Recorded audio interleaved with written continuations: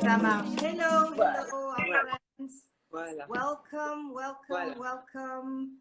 So, as announced today, the interview is going to be in French, and we will sorry. be.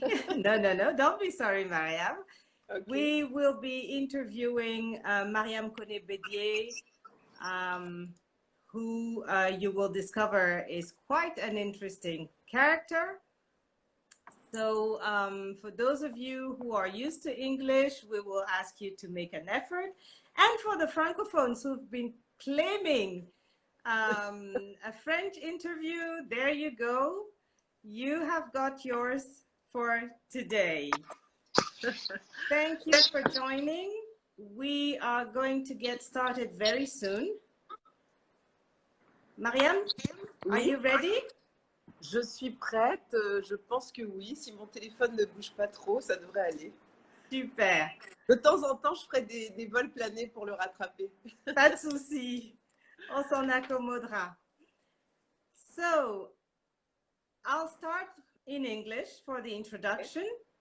Okay. We are welcoming Mariam Kone-Bédier, who is joining us from Abidjan in Côte d'Ivoire. Mariam has a long-standing career in marketing, audit. She was with the SCOA group, with Arthur Andersen, and for the past almost 20 years, she has been in a very specific industry, which is the coffee and cocoa exports. And in Côte d'Ivoire, as you may know, Côte d'Ivoire is the largest exporter of coffee cocoa. So Mariam is one of the key players worldwide in that sector, and we are honored to have her today with us. Pour nos amis francophones, donc, Mariam Kone-Bédier, qui a eu une carrière d'abord dans l'audit avec Arthur Andersen, puis dans le marketing et le contrôle de gestion chez SCOA, et qui maintenant depuis près de 20 ans est dans le secteur du café-cacao, est l'un des acteurs clés de ce secteur dans le monde, puisque la Côte d'Ivoire est le premier producteur de café-cacao au monde. Nous avons donc l'honneur d'avoir Mariam comme invitée aujourd'hui. Mariam, bienvenue. Merci. Et merci. Je suis très heureuse d'être invitée. Ah ben nous, on est ravis, mais vraiment ravis de t'avoir. Tu as une très jolie coupe de cheveux. Merci. Et moi, je suis toujours admirative de tes foulards. Ah oui, il faudra que je vienne prendre une masterclass. J'ai promis que j'allais en faire une. Donc, le jour où tu veux bien l'organiser, je vais. Alors, évidemment, je me ferai un beau shampoing parce que oui, j'ai des cheveux en dessous. Et là, comme ça, je me ferai un bonheur de montrer à tout le monde comment attacher un foulard. C'est simple comme bonjour. Oh, super. Ah ben là, on a une super idée de masterclass à venir. Pour tous les intéressés, merci de me contacter. Alors, Mariam, on dit de toi que tu es un des personnages clés de cette filière café-cacao que le commun des mortels connaît peu. Tu as aussi une solide expérience en contrôle de gestion et en marketing. Quelle est ton histoire, Mariam? Mon histoire, alors mon histoire, elle est assez singulière dans le sens où je rêvais d'être une artiste. Donc, considérant peut-être que le chocolat, c'est de l'art, surtout le déguster, je ne suis pas exactement là où on aurait pu penser que je serais un jour. J'ai commencé, en fait, j'ai fait des études, tout ce qu'il y a de plus classique. J'ai fait une école de commerce, je l'avoue, pour faire plaisir à mes parents. Mes parents étaient voilà, assez préoccupés par l'avenir qu'une artiste pourrait avoir, donc c'était un sujet à ne pas prononcer. Et donc, et puis en plus, mes parents étaient assez modestes. Donc, à vrai dire, la question après le bac qui s'est posée, c'était il faut que tu fasses la meilleure école qui puisse offrir, qui puisse enfin qui existe sur Abidjan. Et d'après nos renseignements, c'est l'École supérieure de commerce d'Abidjan qui est affiliée à HEC à Paris. Et donc, c'est là qu'il faudrait que tu rentres. Donc, en jeune fille très obéissante et très respectueuse de ses parents, je me suis inscrite pour postuler au concours et je suis rentrée donc major à l'ESCA en 82, je crois, en 82. Voilà. Et Donc, je alors? suis rentrée à l'ESCA et lorsque je suis arrivée à l'ESCA, alors c'était des études en 5 ans et on avait la possibilité au bout de 3 ans d'études, donc de théorie, de passer à 1 an et demi de stage pré-emploi, c'est comme ça que ça s'appelait, ou alors continuer les études sur HEC à Paris. Donc moi, j'étais plus intéressée à vite terminer l'ESCA, donc je me suis dit, bon, pré-emploi, ça va aller plus vite.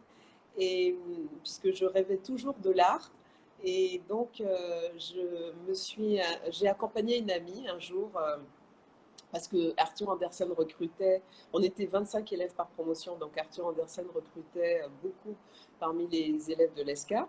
Et donc j'ai accompagné une amie qui m'a, voilà, pour lui faire plaisir, ma copine de chambre. Et lorsque nous sommes arrivés chez Arthur Andersen, on distribuait les demandes d'interview à la ronde. Et il y avait plusieurs élèves de ma classe qui étaient là. Et puis mon ami m'a dit, mais écoute, ça te fera une petite expérience en interview, donc vas-y, remplis le questionnaire. Donc c'est ce que j'ai fait. Donc j'étais d'autant plus à l'aise que j'avais pas envie d'y aller. Donc j'étais très sincère, très franche. Non, non, vraiment, les chiffres, non, la comptabilité, non. Et contre toute attente, ils ont voulu me recruter. Donc ils Voilà. ont même beaucoup insisté, disant que ma franchise et puis mon caractère, enfin bon bref, il y avait un certain nombre de critères qui leur paraissaient faire de moi une future auditrice selon leurs standards. Et voilà comment j'ai commencé ma carrière chez Arthur Andersen. Wow. Voilà. Et ensuite, au bout d'1 an et demi, c'est quand même un rythme assez soutenu. Au bout d'1 an et demi, j'ai eu l'opportunité d'être recrutée pour faire du marketing, pour être responsable marketing pour le groupe SCOA qui avait une branche informatique pour toute l'Afrique de l'Ouest enfin, on va dire l'Afrique subsaharienne, puisque ça concernait aussi l'Afrique centrale. Et donc, évidemment, j'ai applaudi des deux mains, j'étais ravie. Et donc, voilà comment je me suis retrouvée dans le marketing, mais très vite, le groupe connaissant quelques difficultés, on m'a demandé de revenir à mes premières amours, le contrôle de gestion. Et puis voilà, donc j'ai basculé de nouveau sur le contrôle de gestion. J'ai négocié mon départ. J'ai tenté une petite expérience par moi-même parce que je voulais être mon propre patron. Et puis finalement, ce qui s'est passé, c'est que pendant que j'avais monté ma société, j'ai rencontré quelqu'un qui m'a dit ah mais vraiment je vous verrais bien dans la com, dans l'édition, dans ces choses-là. Et puis voilà, j'ai de nouveau plongé dans le monde de la communication et du marketing en étant à la tête, enfin responsable commerciale d'une grosse agence de pub ici. Et puis, au bout de quelques années, je me suis rendu compte, enfin, j'avais du mal à vivre avec l'idée qu'on ne maîtrise pas forcément tout. Quand vous êtes un intermédiaire, quand vous êtes dans une agence de pub, vous êtes un intermédiaire et à partir de là, c'est toujours un petit peu compliqué enfin, d'être vraiment convaincu que tout va se passer comme on veut. Enfin bref, ça me crée trop de stress. Et je me suis rendu compte que mon rêve n'était pas là, mon rêve était dans le cacao. Mais malheureusement pour moi, mon frère était déjà dans cette filière. Mon frère était directeur commercial adjoint de la caisse de stabilisation, qui donc était en charge de la commercialisation du cacao pour la Côte d'Ivoire. Et donc c'était impossible pour moi de rentrer à la caisse de stabilisation. Et le hasard, ou Dieu, je ne sais pas, a fait que j'ai rencontré le président du GPEX, le groupement des exportateurs de café cacao de l'époque, paix à son âme, René Écrat. Et c'est lui qui m'a dit, écoute, si tu arrives à convaincre 9 personnes, les 9 membres du comité exécutif, que tu es la bonne personne, sachant qu'on a déjà quelqu'un en vue, eh ben, le poste sera pour toi. Et je ne me suis pas laissée abattre. J'ai dit, qu'à cela ne tienne, j'ai pris les 9 numéros de téléphone, j'ai passé les 9 entretiens. et je me suis retrouvée au GPEX le 1er avril, c'est pas une blague, le 1er avril 1996. Waouh! Voilà. Tenace, hein? Tenace, tenace. Ça, on peut Ouais, dire que tu sais ce que tu veux et quand tu veux, tu peux je l'obtenir. lâche pas. Tu lâches pas. C'est génial. Et alors, bah, tu opères donc dans un secteur où tu sers de trait d'union entre les gouvernements, les producteurs, les exportateurs. Est-ce que tu peux nous en dire plus sur cette filière, sur ce que tu fais et qu'est-ce qui alimente ta passion en fait pour ce métier? Alors, le cacao, on va parler du cacao parce que vous savez, dans le café, malheureusement, nous sommes très très loin en arrière, enfin très très loin derrière les tonnages qu'on faisait à l'époque. Donc aujourd'hui, vraiment, on est un tout petit acteur du café. Par contre, au niveau du cacao, on produit près de la moitié du cacao mondial. Pour vous donner un ordre de grandeur, la Côte d'Ivoire produit plus de 2,2 millions tonnes de cacao par an. Et la consommation mondiale avoisine les 4 500 000, parfois un petit peu plus, parfois un petit peu moins. Donc faites le calcul, on n'est pas loin des 50%. Et si on rajoute la production du Ghana, on n'est pas loin de 70% de la production mondiale avec nos deux pays. Donc le cacao en Côte d'Ivoire, c'est vraiment quelque chose de très très important parce qu'économiquement, c'est vraiment un secteur clé qui rapporte à l'État de Côte d'Ivoire des impôts à travers les droits de douane à la sortie, à l'exportation. Ça rapporte également tout un tas de redevances, de taxes et de différents frais qui font vivre toute une industrie, les transitaires, les, les, les, les sociétés qui vendent les sacs de conditionnement, enfin, et puis bien sûr au bout de la chaîne, pour ne pas dire au début de la chaîne, il y a les producteurs qu'on estime à plusieurs millions de personnes. C'est-à-dire que même si en ce moment il y a un recensement qui est en train d'être fait, c'est le premier, et donc on va avoir des chiffres exacts, mais on estime à peu près à 4 millions de personnes le nombre d'Ivoiriens qui vivent de cette culture. Et donc, c'est dire que c'est quelque chose d'important. Et le GPEX est la plus ancienne structure dans ce secteur d'activité, puisqu'on a été créé au début des années 60, à la demande de l'État. Et pendant très longtemps, jusqu'au début des années 90, même jusqu'à la fin des années 90, le GPEX était la seule association qui regroupait donc les exportateurs de café cacao qui, d'office, lorsqu'ils étaient agréés, étaient membres du GPEX. Lorsque l'État de Côte d'Ivoire a pris la décision de rendre l'exportation plus accessible aux coopératives, par exemple, et aux petits exportateurs, de fait, un certain nombre d'associations se sont créées, de petites associations, pour défendre donc les intérêts particuliers, spécifiques des coopératives, par exemple. Et le GPEX, donc aujourd'hui, n'est plus la seule association, mais c'est évidemment la plus ancienne. Et de fait aussi, c'est celle qui regroupe pratiquement toutes les usines de transformation. Et c'est également celle qui regroupe toutes les multinationales. Voilà. Donc, en termes de volume, c'est l'association qui regroupe les opérateurs qui font les plus gros volumes d'exportation. Et qu'est-ce qui te plaît, toi, donc, dans ce café Alors, cacao? moi, ce qui me plaît, au-delà du produit, parce que le cacao, c'est un virus, hein, on est relativement peu dans le monde à travailler dans ce secteur d'activité. C'est pour ça que même en étant ivoirienne, ce n'est pas très difficile d'être au sommet et de fréquenter donc les grands noms de cette filière. Mais en fait, ce qui me plaît, c'est ma mission de service public que je rends à travers donc le GPEX en étant l'interlocutrice de l'État, l'interlocutrice des producteurs, la conseillère des exportateurs, leur avocate entre guillemets, même si je n'ai pas fait de droit.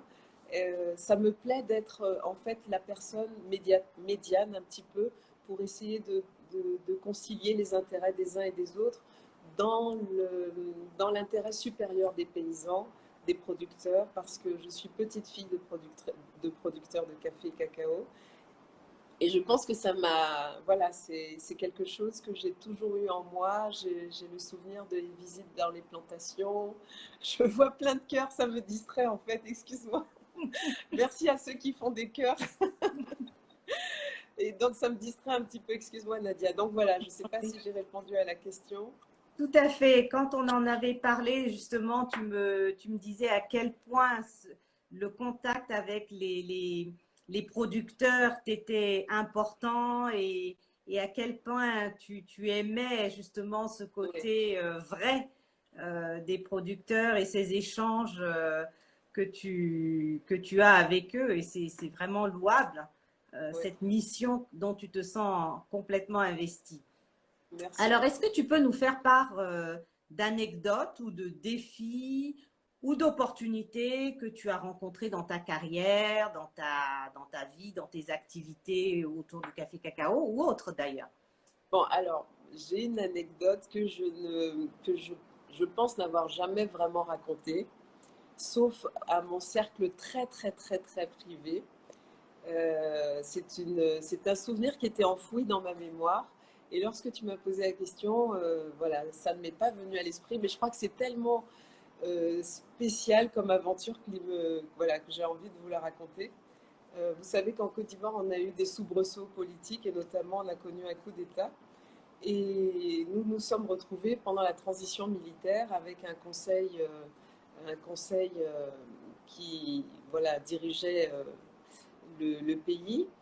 Et on vivait plus ou moins en couvre-feu. Enfin, c'était une période assez spéciale. Et j'habitais à l'époque en appartement au Plateau, donc qui est le centre, le quartier des affaires à Abidjan, pour ceux qui connaissent Abidjan. Et un soir, à l'heure du couvre-feu, on sonne à ma porte. Donc, alors comme dans mon immeuble, on était très solidaires, on se partageait le lait, le riz, le pain, etc. Je me suis dit que c'était un voisin. Et là, j'ouvre ma porte et je me retrouve en face de 4 militaires armés de Kalachnikov. Et heureusement pour moi, au milieu, un ami qui était un collaborateur très proche du Premier ministre de l'époque. Et il se confond en excuses. Il me dit vraiment, je suis désolée, je ne voulais pas te faire peur, mais nous avons un problème urgent pour lequel il va falloir qu'on signe un décret et il nous faut des documents sur la filière café-cacao pour pouvoir mettre en œuvre un prélèvement spécifique. Et au GPEX, vous êtes les mieux outillés pour nous donner toutes ces archives-là parce que l'administration est un petit peu désorganisée. Est-ce que tu veux bien nous accompagner à ton bureau pour qu'on retrouve les différents arrêtés dont nous aurons besoin? Donc, bien entendu, je me suis exécutée. Et en fait, cette anecdote, pour ceux qui connaissent l'histoire de la Côte d'Ivoire, ça correspond à l'histoire du complot du cheval blanc. Un certain nombre de mutins s'étaient donc manifestés. Et en fait, la junte militaire a réussi à gérer cette crise, à juguler cette crise en promettant des fonds qu'on a pu prélever par le biais de la filière café-cacao. Et le document qui a qui a soutenu donc ces négociations a été fait à partir des archives que j'ai pu communiquer donc à la primature d'alors. Voilà une Wow. anecdote assez spéciale. Assez spécial. Merci de l'avoir partagé. Merci de ta confiance et de l'avoir partagé avec nous aujourd'hui. On en est très honorés. Est-ce qu'il y a d'autres anecdotes que tu souhaites partager? Alors, en fait, il faut savoir que que le cacao, c'est un monde. Le président Laurent Gbagbo disait l'argent n'aime pas le bruit.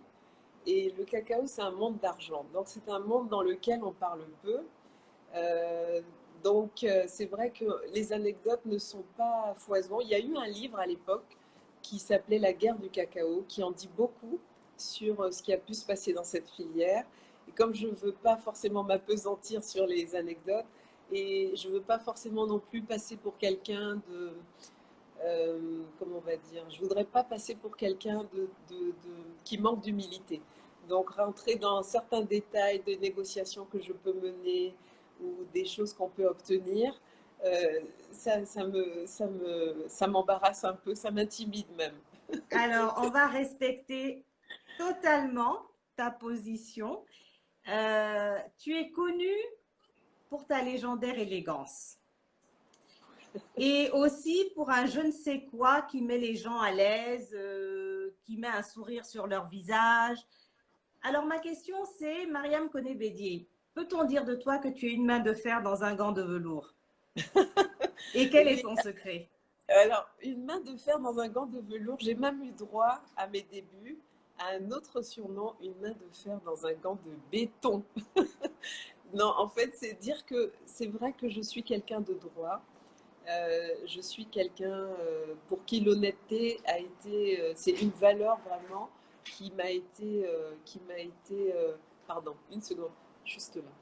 Ça m'a été communiqué donc par mes parents. C'est vraiment un legs de mon éducation. Et ce qui me motive dans mon travail quotidien, c'est de me dire, si quelqu'un de très honnête, malgré le fait qu'on soit dans un milieu d'argent, avec tout ce que ça peut impliquer comme tentation, si quelqu'un de très honnête veut prospérer dans cette filière, il doit pouvoir le faire s'il suit les règles. Donc, mon cheval de bataille, c'est vraiment de m'attacher à ce que les règles soient les mêmes pour tous et qu'elles soient respectées. D'où le petit côté main de fer. Maintenant, je suis très, très fière d'être féminine, d'être une Mhm. femme. Et je pense que j'ai un management très féminin. Ce qui veut dire pour moi, c'est un management qui est basé sur l'observation, sur l'empathie, sur la compréhension et sur l'adaptation. Mm. Il faut pouvoir s'adapter à tous les interlocuteurs qu'on a en face de soi, que ce soit des producteurs qui ne maîtrisent pas forcément bien le français, mais qui ont beaucoup à apporter, beaucoup à apprendre. Il faut donc une certaine humilité aussi pour savoir qu'on a à apprendre de tous. Et Mhm. puis en même temps, quand on pense que quelque chose est juste, il faut avoir la foi, la fougue pour le défendre. Même quand les personnes qui sont censées l'obtenir sont plus faibles que soi, même si on n'est pas directement concerné, eh bien, il faut quand même s'engager dans ce combat parce que c'est ça qui est juste. Et la justice, c'est ça qui me plaît. C'est, oui, je crois que c'est ça ma passion. Et c'est une gentillesse dont tu débordes, qui touche tout le monde, c'est-à-dire les grands comme les petits, avec la même aisance. Et Waouh. c'est ce secret-là qui est extraordinaire.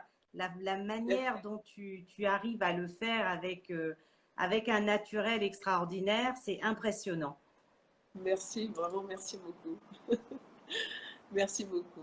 Alors, Je tu es suis passionné. Pardon, touchée. vas-y, vas-y, vas-y. Non, je suis touchée, je suis un peu émue et très touchée par tes mots parce que comme beaucoup de femmes, je pense, même si j'exerce des responsabilités importantes, euh, je, je dois tous les jours lutter pour gagner en assurance. Et alors, quand on est dans une mission et on est convaincu d'avoir raison et de faire ce qui est juste, on ne manque pas d'assurance parce qu'en fait, on est porté par le combat. Mais voilà, dès que je dois recevoir comme ça des mots si gentils, bon, je suis. Voilà, merci beaucoup, Nadia. En tout cas, ça vient du fond du cœur. Merci. Alors, tu es passionnée, Mariam, passionnée d'art, passionnée d'architecture et de littérature.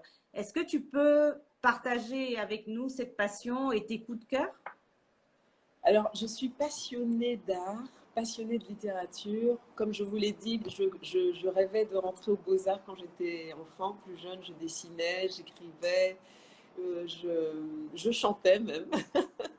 Et, mais en fait, quand tu m'as posé la question, euh, je l'ai laissé un peu se décanter. Et je pense qu'au-delà, en fait, le dénominateur commun de toutes mes passions pour le beau, pour l'art, pour la littérature, pour toutes ces choses-là, c'est l'être humain.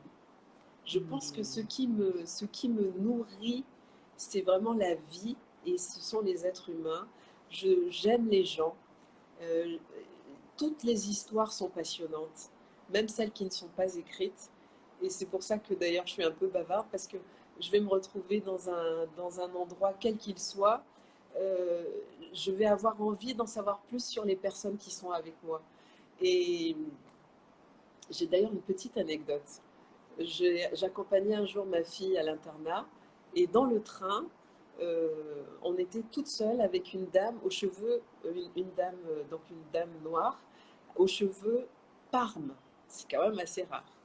Et je sais pas, cette dame, elle m'a plu, j'ai commencé à lui sourire, j'ai commencé à vraiment avoir envie d'engager la conversation avec elle, c'est ce que j'ai fait. Et puis elle a donc accepté de répondre à une première question, une deuxième question, et puis on a sympathisé. Et finalement, on a parlé pendant tout le voyage, qui a duré 2 ou 3 heures. Elle allait voir ses petits-enfants, ses petites filles. Elle était mariée à un pilote retraité. Elle me parlait de son mari avec une tendresse et un amour. Vraiment, c'était poignant. Et à la fin du voyage, elle s'est présentée. C'était l'une des chanteuses de Boney M, Waouh! qui a abandonné sa carrière par amour dans un avion. Elle a rencontré un pilote. Elle est tombée amoureuse de lui et elle a tout quitté par amour. Et même d'en parler, j'ai la chair de poule. Voilà, c'est ma vraie passion, c'est ça. Ce sont les rencontres et ce sont les gens. Et lorsque vous avez des talents qui arrivent à transfigurer la beauté sur une toile ou sur des pages ou sur un film, une pellicule, voilà, ça me touche et c'est ça que j'aime. Waouh! Plus que tout. Magnifique, magnifique. Alors, qu'est-ce qui fait de toi un orateur international, Mariam? Et d'où te vient la confiance nécessaire pour parler devant les gens, pour prendre la parole? Et qu'est-ce qui fait que les gens t'écoutent? Je pense que, alors, orateur international, le monde du cacao est petit, donc c'est vrai qu'on est de facto, quand on est en Côte d'Ivoire, on est amené à rencontrer le monde entier, le monde qui s'intéresse au cacao. Donc, en toute humilité, ça vient surtout de là. Mais je pense que ce qui intéresse les gens et ce qui fait qu'on est écouté, c'est quand on parle avec son cœur, encore une fois, euh, quand on n'est pas dans un jeu de rôle, quand on ne cherche pas à tirer profit d'une situation ou à se faire voir ou voilà, à attirer les projecteurs sur soi, les gens de manière intuitive le sentent et, et puis voilà, et quand on sourit et que c'est un vrai sourire, les gens le sentent aussi. Et du coup, et lorsqu'on mène un combat qui est un noble combat, parce que vous savez, dans le cacao, notre cacao en Côte d'Ivoire est produit par des planteurs qui sont en règle générale de petits planteurs, avec des petites parcelles. Et donc, l'argent, les revenus qu'ils tirent du cacao ne leur permettent pas vraiment de vivre de manière aisée. Et jusqu'au jour d'aujourd'hui, on continue de se poser la question de savoir, mais pourquoi la manne du cacao ne revient pas prioritairement aux planteurs. Et donc, en fait, le combat qui consiste à essayer de faire en sorte que ce monde soit le plus juste possible, depuis celui qui prend plaisir à déguster son chocolat ou à se mettre du beurre de cacao sur la peau ou se laver les cheveux avec un bon shampoing, jusqu'à celui qui plante ce cacao, qui le récolte et pour nourrir sa famille, je pense que tout le monde doit pouvoir en tirer un profit raisonnable et de ce fait, il faut vraiment que l'équilibre se traduise de manière vraiment égalitaire. Et je pense que c'est ce qui me motive lorsque je dois prendre la parole à le faire avec conviction et à me faire entendre. Super, super, merci Mariam. Alors, tu es un pur produit de la Côte d'Ivoire, hein. Tu as fait toutes tes études en Côte d'Ivoire, ta carrière en Côte d'Ivoire. Quel conseil aimerais-tu donner à notre public, parmi lequel il y a des jeunes, sur comment réussir en Afrique? Alors, le conseil que j'aimerais donner, c'est le conseil que j'aimerais donner à la jeunesse. Aujourd'hui, notre jeunesse, elle souffre. Elle souffre beaucoup. Elle n'a pas eu la chance que nous avons eue. Nous, quand on faisait nos études, moi j'ai fait l'école primaire publique, collège public, lycée public, et mes études supérieures publiques. Mes parents n'ont jamais payé pour mes études, mais c'était des études de qualité. L'État investissait énormément dans l'éducation de sa jeunesse.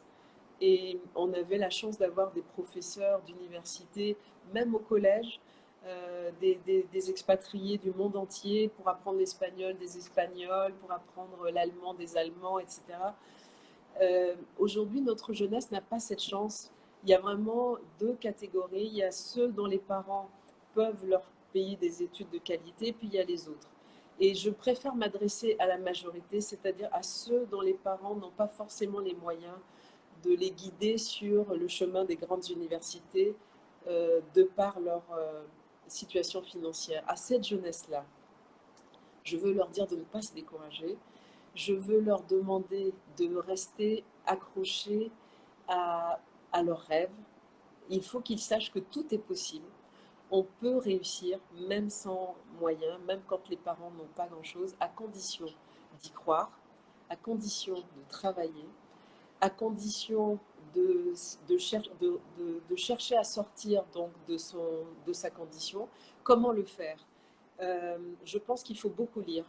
Aujourd'hui, même si on n'a pas de livres, on a la chance de pouvoir aller sur YouTube. Il y a des milliers, des millions de conférences. Il y a des milliers, des millions de livres en audio que vous pouvez écouter. Il faut également essayer d'avoir un mentor, soit dans votre entourage, quelqu'un que vous admirez, quelqu'un qui incarne les valeurs que vous défendez, soit choisir un mentor, même de manière virtuelle, en le suivant au quotidien, en suivant sa carrière, en suivant ses discours, en suivant sa conduite. Vraiment s'accrocher à cette personne, qu'elle soit bien dans votre vie ou pas, simplement pour avoir un guide qui va de temps en temps, auquel vous allez vous référer, en vous disant, s'il était à ma place aujourd'hui, quel serait son choix? Qu'est-ce qu'il ferait? Qu'est-ce qu'il voudrait? Qu'est-ce qu'il me dirait si quand je me décourage, pour ne pas que je me décourage? Trouver vraiment quelque chose auquel s'accrocher pour pouvoir continuer d'y croire. Super, merci beaucoup. Alors, on arrive à la fin de cet entretien et j'aimerais savoir, Mariam, si tu as une dernière réflexion, un dernier message à nous passer. Alors, j'ai une petite surprise. Est-ce que c'est possible à la place de… Donc, je te demande une seconde. D'accord, avec plaisir.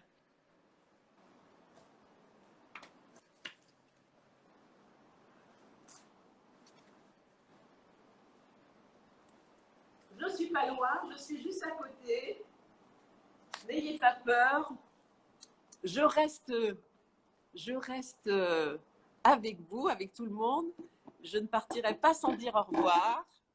Mais j'ai une petite surprise. C'est pour ça que je me cache. Ok. Parce que mon dernier mot, c'est de souhaiter un joyeux anniversaire à… Ah, ça ne s'allume pas? Zut. J'ai acheté un gâteau au chocolat pour fêter les 15 ans d'Acosphère et je ne comprends pas pourquoi ça ne s'allume pas. Ah, voilà. Alors, je voudrais souhaiter un très joyeux anniversaire à Acosphère.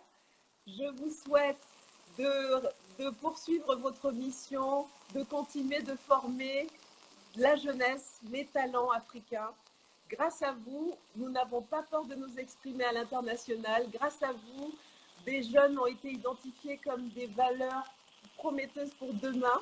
Et vous êtes en train de transformer l'Afrique. Gilles et Nadia, du fond du cœur, merci, vraiment merci. Waouh! Merci, merci, merci, merci, merci. J'ai pas de mots. C'est incroyable. Non, mais c'est sincère. Vraiment, ce que vous faites est formidable. Et si la science nous permet de vivre centenaire, j'aimerais être là pour les 100 ans d'Acosphère. Vraiment, j'aimerais être là. Voilà, c'est ce que je suis très émue. Non, mais écoute, moi aussi, hein. Alors, on va pas pleurer, hein. Non. Aujourd'hui, c'est jour de fête. Aujourd'hui, c'est jour de fête. On fête notre anniversaire. Voilà. C'est jour de fête. Ce que vous faites.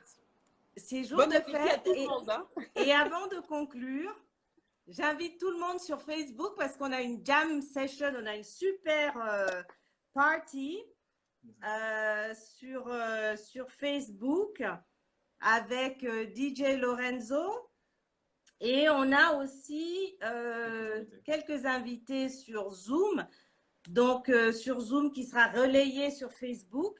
Alors, n'hésitez pas, allez sur la page Acosphère Limited sur Facebook pour vous joindre à cette party. Et ceux qui ont le lien Zoom, rejoignez-nous sur Zoom dans quelques minutes. Je serai là. Merci. Merci beaucoup. Et merci à tous. Et merci à ceux qui envoyaient des cœurs et tout, c'était trop sympa. Merci beaucoup. Merci Mariam. Et merci à tous ceux qui nous souhaitent bon anniversaire. Avant de terminer, je voudrais juste vous annoncer notre prochain speaker. Comme toutes les semaines, jeudi prochain, 27 août, nous aurons Pierre-Philippe Sagnier, médecin, épidémiologue, nutritionniste, qui a travaillé dans l'industrie pharmaceutique, qui aujourd'hui fait du coaching à base de programmation neurolinguistique et d'hypnose. Donc, un profil extrêmement intéressant. Pierre-Philippe Sagnier, la semaine prochaine. Donc, rejoignez-nous, même heure, même endroit. For our friends in English, thank you for being with us throughout this interview in French. Please join us on Facebook through the Acosphere page for an hour of celebration with DJ Lorenzo now. And for those of you who have received a Zoom link, please join us on Zoom. And before we end this interview, I'd also like to tell you that next week, same time, same place, we're having Pierre-Philippe Sagnier. He's a medical doctor, epidemiologist, and nutritionist, and he has worked in the pharmaceutical industry, and he now has a consultancy firm where he advises and coaches people in NLP, well, through NLP and hypnosis. So a very, very interesting profile again for next week. And thank you everybody for joining. Mariam Kone-Bédier, thank you so much merci. For such an inspiring interview and for such On se revoit pour les foulards, big heart. Absolument. Mariam says she will give us a masterclass on how to tie our headgear. So we will let you know when we do that. Voilà. Sur ces mots, merci et merci encore à Mariam et à tout le monde. Et see you shortly on Zoom, on Facebook. The party goes on. 15th anniversary. Thank you very much. Let's go to Facebook now. Okay. Merci. Au revoir. Merci beaucoup. Merci. Bye. Bye.